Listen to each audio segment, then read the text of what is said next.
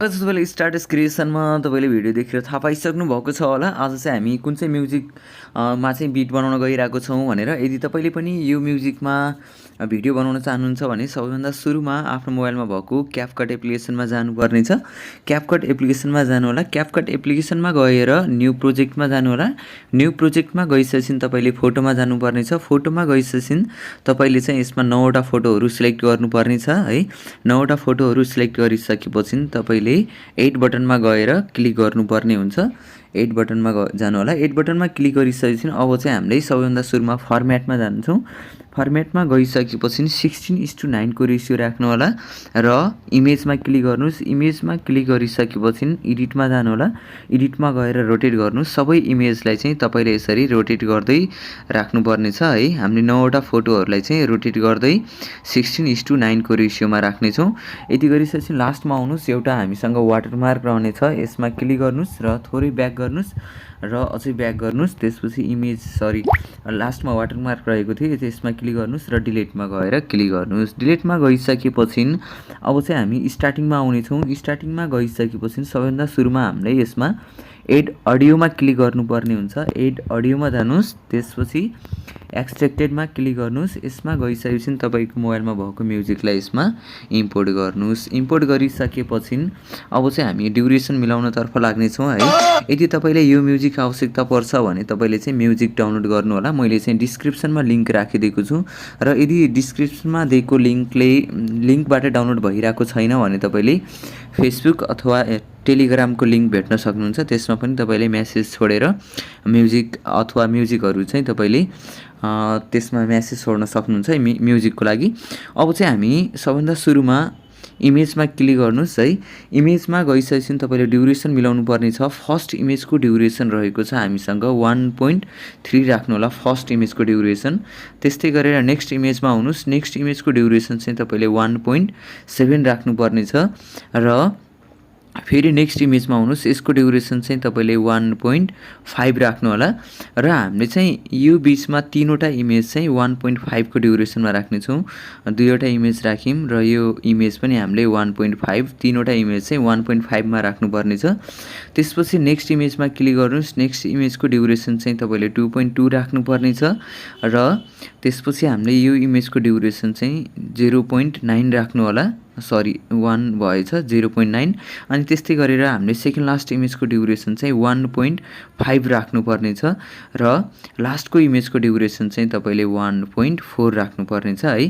यति गरिसकेपछि अब चाहिँ हामीले यसमा एनिमेसन राख्नेछौँ। एनिमेसनको लागि स्टार्टिङमा आउनुहोस् र इमेजमा क्लिक गर्नुहोस्। इमेजमा क्लिक गरिसकेपछि एनिमेसनमा जानु होला।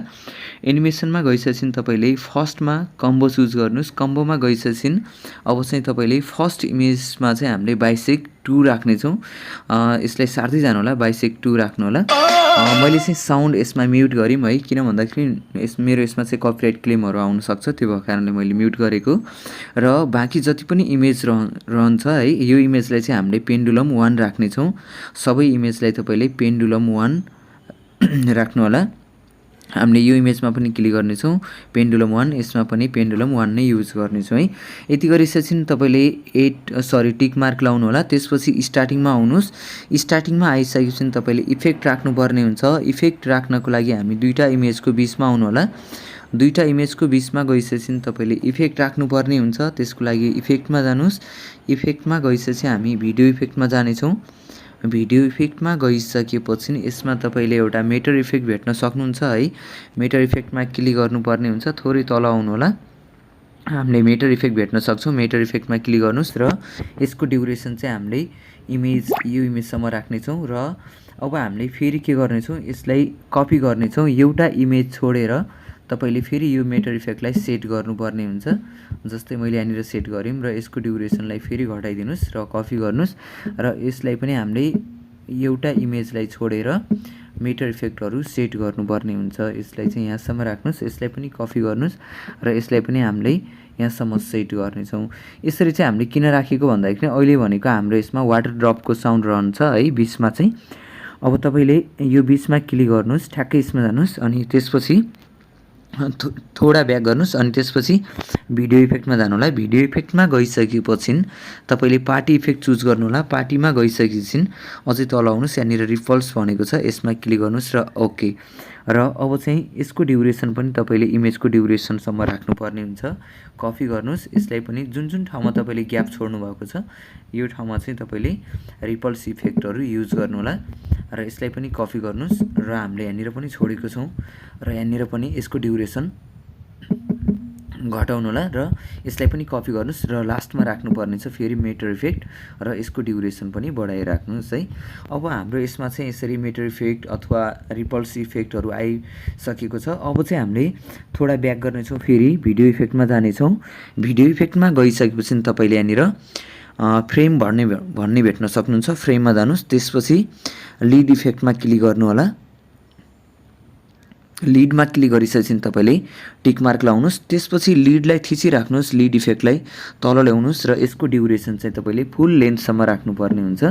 यसको फुल लेन्थसम्म राख्नुहोस्। यति भइसकेपछि अब तपाईँले सेभ गर्नुपर्ने हुन्छ। सेभको लागि माथि एरो दिएको छ, यसमा क्लिक गर्नु होला र हाम्रो भिडियो चाहिँ सेभ हुनेछ।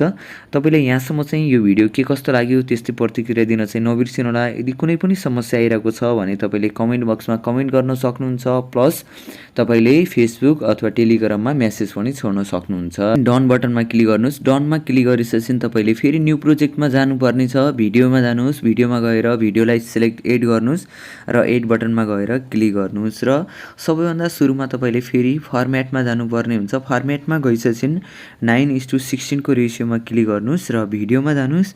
भिडियोमा गइसकेपछि एडिटमा क्लिक गर्नुहोस्। एडिटमा गएर रोटेट गर्नुहोस् है।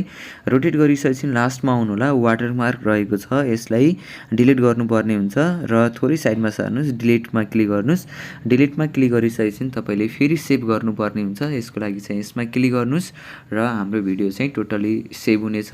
हाम्रो च्यानललाई सब्सक्राइब गर्नुभएको छैन भने हाम्रो च्यानललाई पनि सपोर्ट गर्नु होला।